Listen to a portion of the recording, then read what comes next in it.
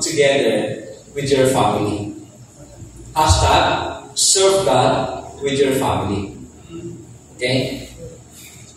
Lagi po sa puso ko at sa isip ko na tuwing tayo ay pupunta sa church, tayo ay pupunta sa mga fellowship just like this, ang isa sa mga reasons should be ay para tayo ay mag-grow up.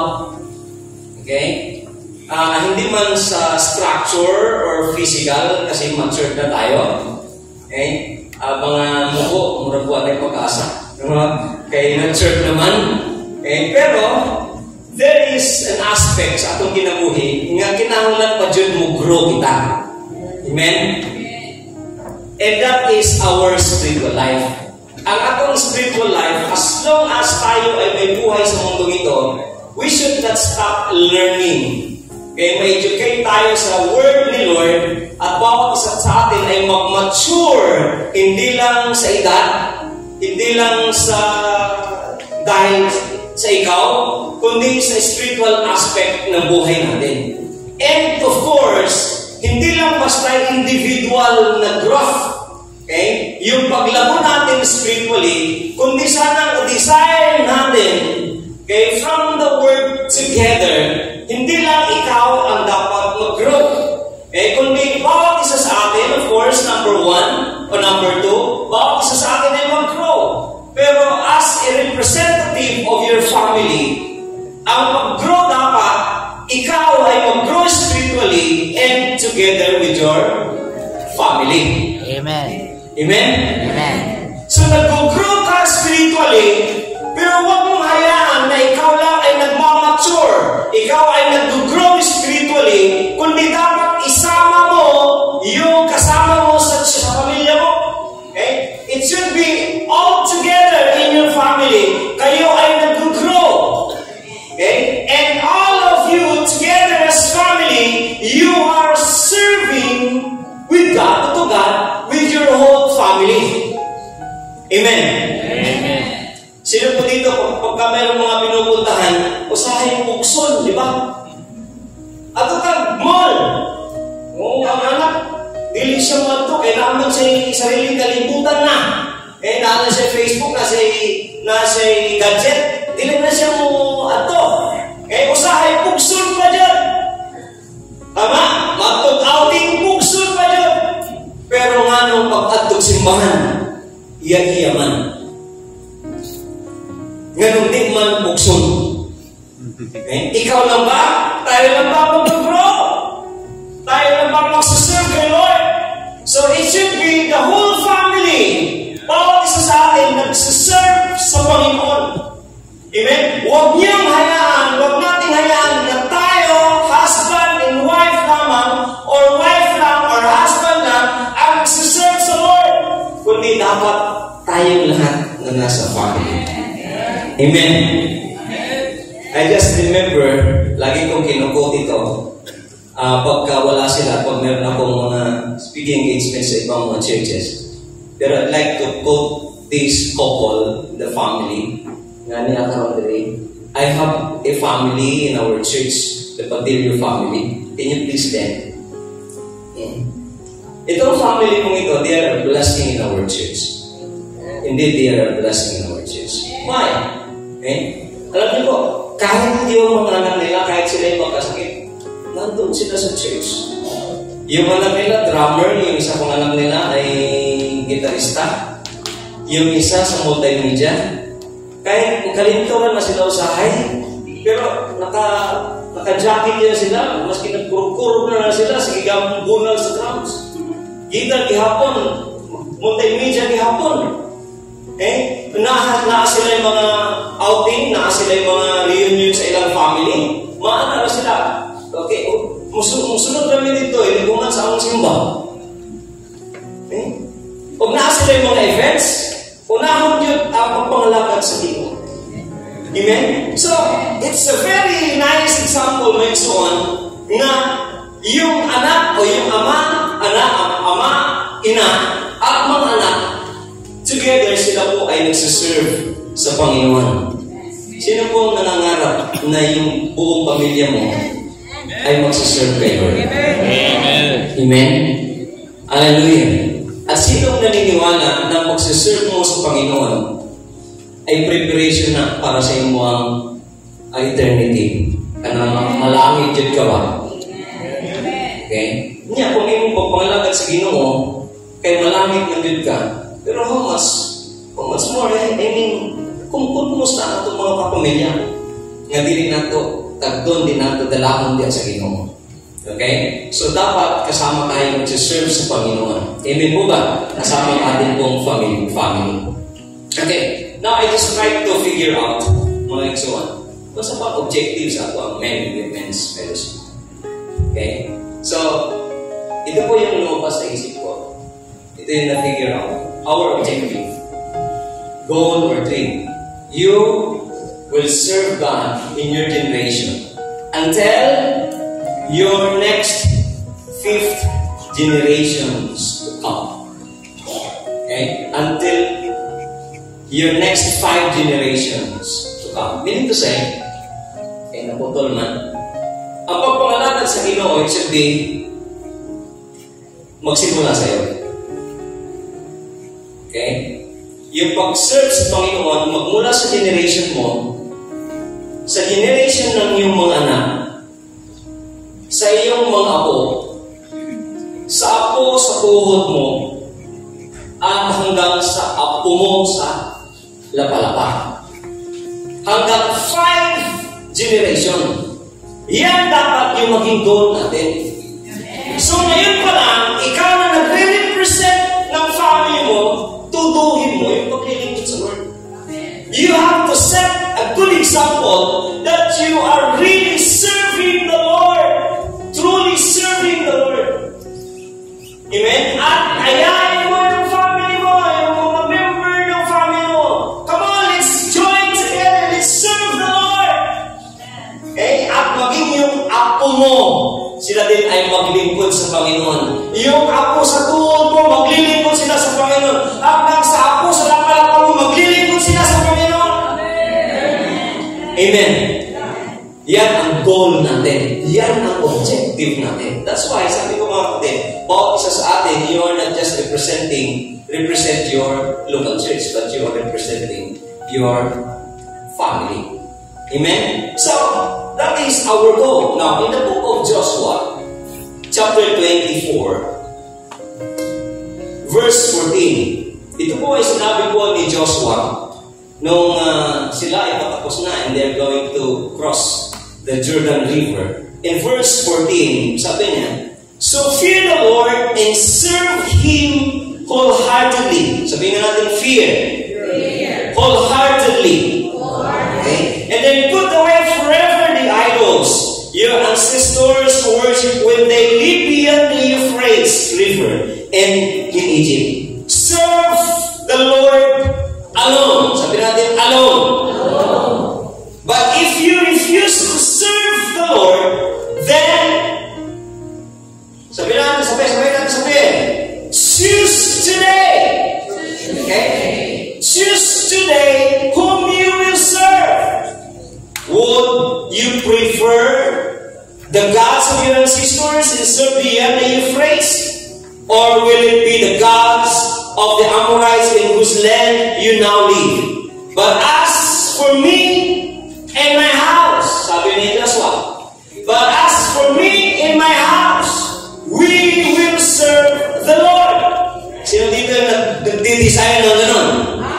Yung sasabihin mo, as for me and my house, we will serve the Lord. Tibok dyan, di mo pamilya, wala ka dyan sa Ginoo. And verse 16, the people replied, kasi i-encourage niya, i-convince niya. Okay? But they have the choice. May option sila. Pero ang option ni Joshua, firm na, fixed na. Ang fixed na decision niya, choice niya is, sabi niya, but as for me and my house, we will serve the Lord. In verse 16, the people replied, we would never abandon the Lord and serve other gods. In 17, for the Lord our God is the one who rescued us. Sino Sino dito yung tumulong, ikaw tinulungan ng Lord? Amen? And our ancestors from slavery in the land of Egypt, He performed mighty miracles before our very eyes as we traveled through the wilderness among our enemies. He preserved us. In verse 18, it was the Lord who drove out the Amorites and the other nations living here in the land. So we too will serve the Lord, for He alone is our God. Ang sabi ni Joshua, but as for me and my house, we will serve the Lord. And then, it came to the point na na-convince yung mga Israelites, sabi nila, so we too, kami din, we will serve the Lord, for He is alone our God. And in verse 19, then Joshua warned the people. Still, Joshua giving them a choice. You are not able to serve the Lord, for He is a holy and jealous God. He will not forgive your rebellion and your sins. And 20, if you abandon the Lord and serve other gods, He will turn against you and destroy you, even though He has been so good to you. But the people answered, they affirmed nila yung choice nila, that they too will serve the Lord. And then in verse 21, but the people answered Joshua, no, we will serve the Lord. And verse 22, you are a witness, sabi ni Joshua, you are a witness to your decision. Alam mo, sino nakapag-decide na dito na mag-serve din siya sa Ginoo? Ang decision natin, hindi lang para sa atin, kundi ang decision na gagawin natin na mag-serve tayo sa Panginoon together with our family. Until 5 generations. Amen? So you are a witness to your own decision, Joshua said. You have chosen to serve the Lord. Yes, they replied. We are witness to what we have said. In verse 23 and 24, all right then, Joshua said, destroy the idols among you, and turn your hearts to the Lord, the God of Israel. The people said to Joshua, we will serve the Lord God, the Lord our God. We will obey Him alone. Amen. May son, ang pagpangalagad tayo sa Ginoo, number 1 is, it is a choice. It is a choice that you need to make a firm decision that you will really serve the Lord. And just like Joshua, dili lang siya ingon nga, mungalagad ko sa Ginoo. Ako na, bahala sila akong mga kapatid. Pero ingon ni Joshua, but as for me and my house, we will serve the Lord. Amen? Sige, apil niya ang iyang tibukan niya. So, pangutana, naiksoan, ikaw lang ba mag-serve kay Lord? Kontento na ba ka na ikaw lang mag-serve sa Ginoo? It should not be. No. Amen? Huwag natin hayaan na mag-serve tayo sa Panginoon na tayo lang. Kasama dapat natin yung buong pamilya natin. Okay? Yung mga anak natin, yung mga apo natin, yung magiging apo sa tuhod natin, at yung magiging apo pa natin sa kapalapan. Pag kaninunod na lang. Okay? Ang tibok ni mong pamilya, generation to generation, mahimong Kristohanon. Nangalagad sa Ginoo. Amen. So serve God. Okay? Serve God with your family. Okay? Alam niyo itong choice na ito, mga kapatid. Naulit lang ito actually. Nasabi na ito ng leader ni Joshua, and that is no other than, sino yung leader ni Joshua? Si Moses. Nung siya ay patapos na kanyang ministry at malapit na siyang mamatay, nagkaroon siya ng chance o binigyan niya ng mga huling habilin yung mga tao. Okay? And then sabi, doon sa Deuteronomy, thank you, sir. Thank you. Deuteronomy 30:19, sabi niya, "Today, I have given you the choice between life and death, between blessings and curses." Sige daw, pili daw diha. First, life or death? Blessings or curses? Blessings. So sa time pa ni Moises, before siya natapos yung kanyang ministry, at bago siya namatay, tinipon na niya yung mga Israelites. At ang sabi niya, "Today I have given you the choice between life and death, between blessings and curses. Now I call on heaven and earth to witness the choice you made." And then prayer niya, "Oh, that you would choose life, so that you and your descendants might live." Hindi lang sinabi ni Moises na ikaw lang, kundi sinabi niya yung mga descendants. Your generation, to the next generation, to the next generation, next generation. Amen. Now, growing up together with your family as that serve God with your family. Paano tayo dapat mag-serve kayo? Number one, serve God with fear. Amen. Now, when we talk about, or when we say about serve God with fear, from the word fear, we must serve the Lord with reverence, with respect, na may paggalang. Paggalang, why? Thinking that God is sovereign. Amen. He is the King of Kings and the Lord of Lords. Alam niyo po, practice ko namin sa family. Pagka before bedtime prayer, I always orient, sinasabihin, nire-remind yung mga anak, remember, pag prayer time, pag nagpipray tayo, ang kaharap natin ay ang King of Kings and Lord of Lords. The sovereign God, the creator of heavens and earth.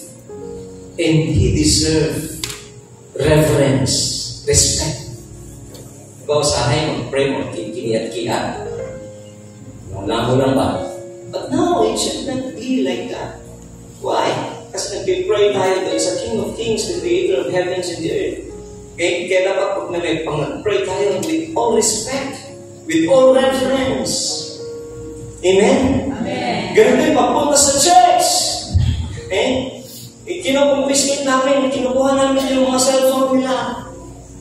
Bakit? You are now in the holy ground of the Lord. Amen. Mayroon respect, mayroon reverence. Kamusta yung paglilingkod natin sa Panginoon? Naalala ko ulit. Alam niyo sa church, nawawala na minsan yung respect sa word ni Lord, sa presence ni Lord. Yung akala mo, kunwari yung nagtitake note sa cellphone, kunwari nagpipicture, pero meron palang katsa. Meron palang ka-Facebook. So, let's, i-restore natin yung respect, yung reverence, yung fear natin sa Diyos. Bakit? Because He is the sovereign God.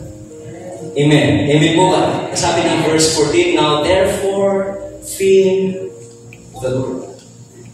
Amen? Magkaroon tayo ng, when we say fear, yung unlock ka, yung reverence mo, yung respect natin sa Panginoon. Pangalawa, serve God with faithfulness. Growing up together with your family and serve God with your whole family. Number 2, serve God with faithfulness. Tipote mong pamilya. Nalagad ka na ay respeto sa Ginoo, ay reverence sa Ginoo, kaya karon man, mangalagad ka with all your faithfulness. And when we say faithfulness, sa Tagalog, tapat, katapatan. Sa Bisaya, Ang sa faithfulness, Bisaya. Matinod-anon. Di grabe, no? Tinod-anon. Meaning to say, Panginoon. Amen? Kung makalakad ka sa Ginoo, dapat Panginoon ba? Tutuhanin mo. Dili, si Ginoo. Hello? Maninuod ka sa pagpakalakad sa Ginoo. Dili natik-atik. O di ka tagdon, maluod na ka. Kaluod po. Kasi we have to grow up. Amen? Dapat nag-grow tayo, nag-mature tayo. Amen? Not only you, but together with your whole family. Amen? Our verse says, sabi niya, serve Him with all faithfulness. In other translations, sabi niya, serve Him wholeheartedly. Kinasing-kasing. Okay? And then the other translation, sabi niya, serve Him in sincerity and in truth. Tinuod yun, sa kamaturan yun. Mga laban na lang ka, tinutanay na. Amen. Hallelujah. Hindi mo matapag kayo. Malinood ka. Amen. Sayang atong pag-ato sa church ba kung wala'y tinutanay. Amen. Kaya doon ko sa kanila ang nakakatagan niya, mga lakad nga, tinutanay. Maganda ng beat na yun. Okay, alam niyo rin yung song niya. Okay, and then number 3. Okay, pass tayo. Number 3, should be number 3. Serve God with obedience. Di buong pamilya dapat nag-obey ka sa Ginoo, sa tulong sa Ginoo. Okay? Ang sabi ng 23, chapter 23, verse 23. Alright then, Joshua said, destroy the idols among you and turn your hearts to the Lord, the God of Israel. The people said to Joshua, we will serve the Lord our God. We will obey Him alone. Ganong ingong masamata, we will obey Him. We, from the word we. Sabihin is we corporate. Together with their family. Kaming tanan mo-obey sa Ginoo. And we will obey Him alone. Sabi niya. Sino dito ang willing mag-obey kay Lord? Amen. Hallelujah. We already have the blessings or the words of God. Alam na natin, marami na tayong alam ng salita ng Panginoon. Let's share, we preach the pastor every Sunday, small group ninyo. All we have to do now is to obey, apply the Word of God. Amen. In order for us to grow, and of course, kasama yung mga kapamilya natin, kailangan na lang natin i-obey our Word. Amen. So, growing up together with your family, or hashtag, serve God with your family. Number 1, serve God with fear. Serve God with faithfulness. Serve God with obedience. Now, tanong mga kapatid. Why do you have to serve God with your family? Why do you serve God with your family? Inanong kinanglan man na ikaw kung katibok ni mong pamilya malagad sa Ginoo. Remember ang exon.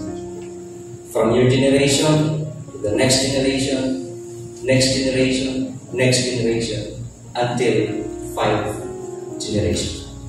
Why? Because the only way to cut yung tinatawag na generational curses or sins is by serving God with fear, serving God with faithfulness, serving God with obedience. What are those generational curses and sins? Okay? The generational curses or sins is yung poverty. Okay? Alam niyo ba mga kapatid? Anong pobre ka ron? Try to trace your lineage. Kaya ano man, poverty man, kaya tungod na siya sa wala yun nangalagad sa Ginoo o pinunanay. Kaya naman, I believe that serving the Lord is rewarding. Okay? Pananalinan yun kasi Ginoo. There is indeed a blessing in serving the Lord. So, anong pagod karon? Anong lisod ihapon ng kinabuhi?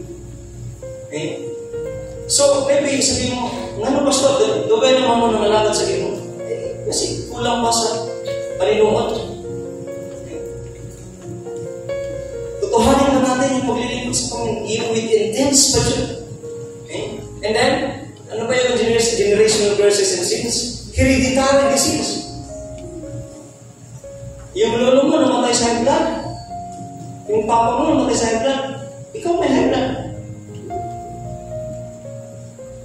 So dapat mag-cut yun. Okay? And then what else? Divorce. Yung family mo mapapansin mo bakit? Kulang-kulang pa rin. Child abuse. Try to look at, trace your family line. Ano ang dugong nananalantay sa inyo? Those are the generational curses and sins na dapat makat, dapat maputol. Amen. Sino ang handa putulin na ngayon? Amen. What else? Child abuse, sexual abuse, domestic violence. Pag sinabi natin domestic violence, yung may tinatawag na battered wife, battered husband, battered children. Binubugbog ng tatay yung asawa, babae, o yung babae, binubugbog niya yung asawang lalaki.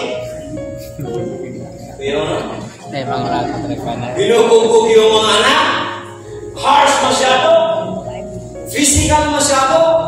Bakit may gano'n? Try to trace your lineage, your bloodline. And that should dapat pa-stop yun, mag-cut yun.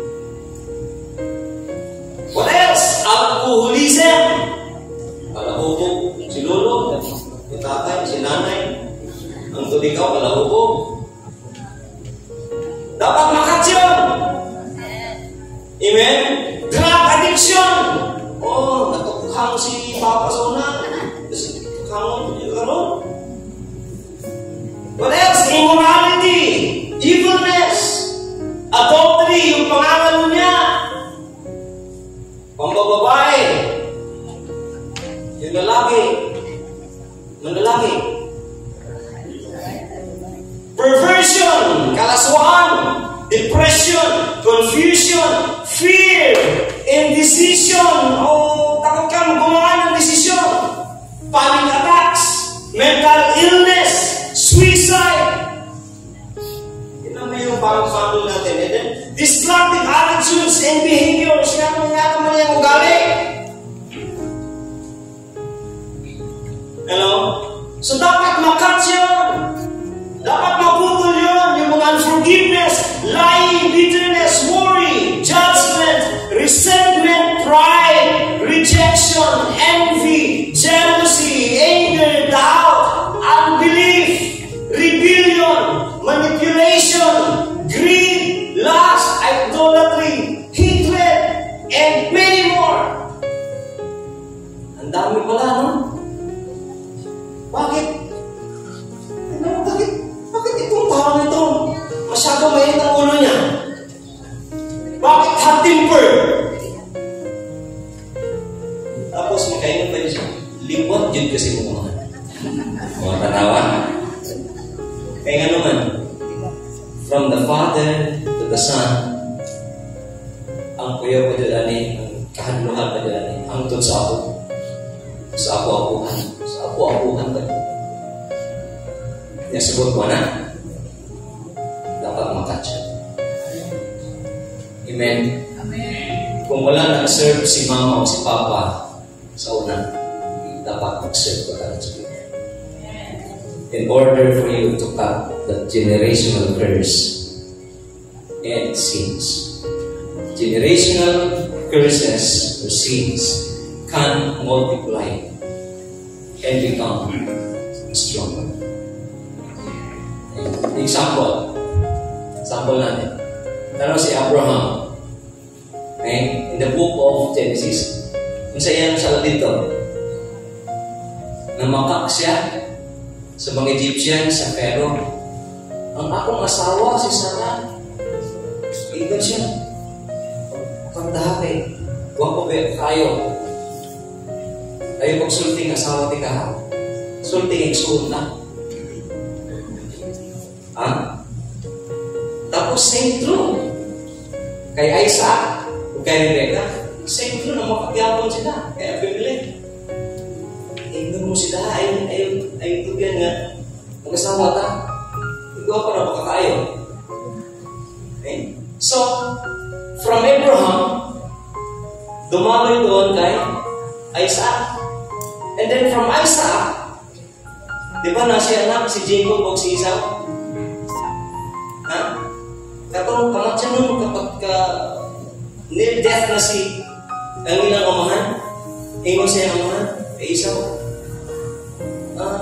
Kuha ka ng yung game mo. Ayun.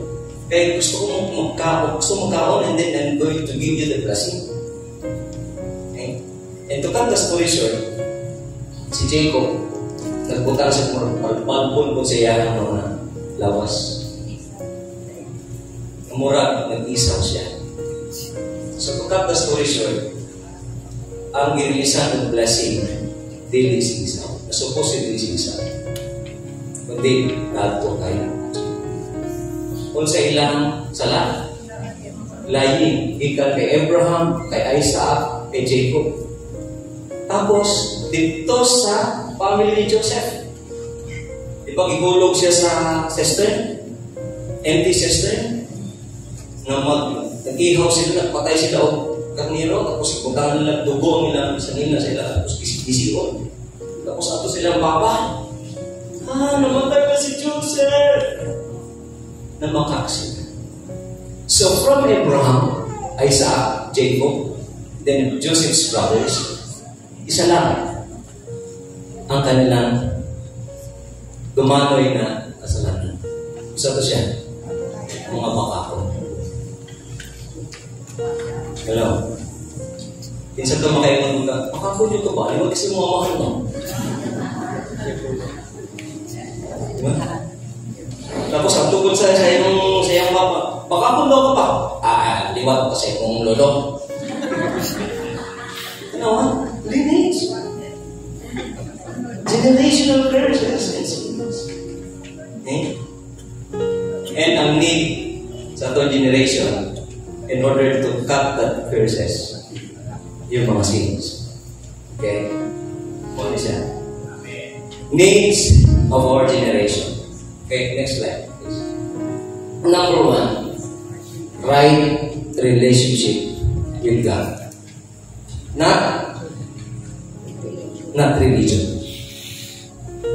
In order to cut that generational curses and sins, ang kinahanglan nato sa atong generation, so simulan natin, katong saktong relationship diya sa Ginoo.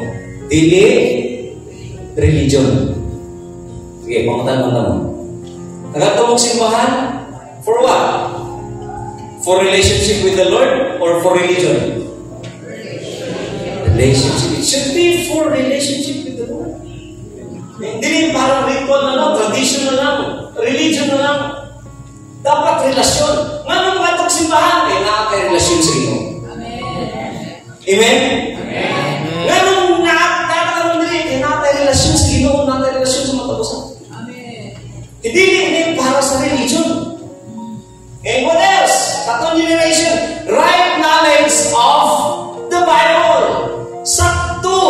Pag sinabi ng Lord, I am the way, the truth, and the life, and no one comes to the Father except through me, sabi ni Jesus. Period! Di na tamutuo sa life ng mga tao.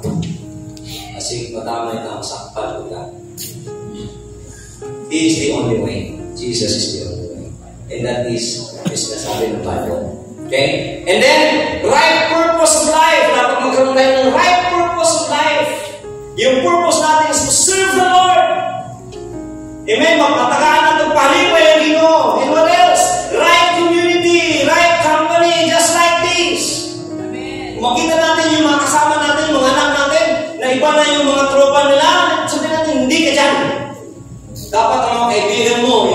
nasa church. Kung di man nasa church, katong mga Kristohanon po. Basig, ang tropa din, mga sukarap na. Ngayon na sukarap, ngayon mga anak. Really, no, hindi dapat. Okay, and then of course, right leadership development. I tried to check yung bios natin from MLFI. Yung vision, faith statement from Dom Stewart. Ano talaga yung discipleship. So, meron din dapat, merong right leadership development ang ating generation. Amen? Kaya nga naman, nga kinanglan natin muna siya. Kaya nga ang tumong, ang objective, the last slide is, you will serve God in your generation until your next 5 generations to come. Amen. Nakuha na ito next one. Lastly, gusto na ako, ayaw tubuti, ikaw lang ang malagad sa Pino. Birahamin mo mga anak. Malagad sa Pino. O tigilan mo mga anak ko, huwag na sila. Malagad ka sa Pino. Huwag na sila yung mga nanakay mga apo. Malagad ka sa Pino. Kamunta na mga lagad sa Pino. Amen. Hallelujah. In these generational verses and series, punto yan. Amen po ba? Hallelujah. Sino dito may partner na may asawa? Okay. Pwede bang tingpuntahan mo yung asawa mo, tabihan mo yung asawa mo? Okay?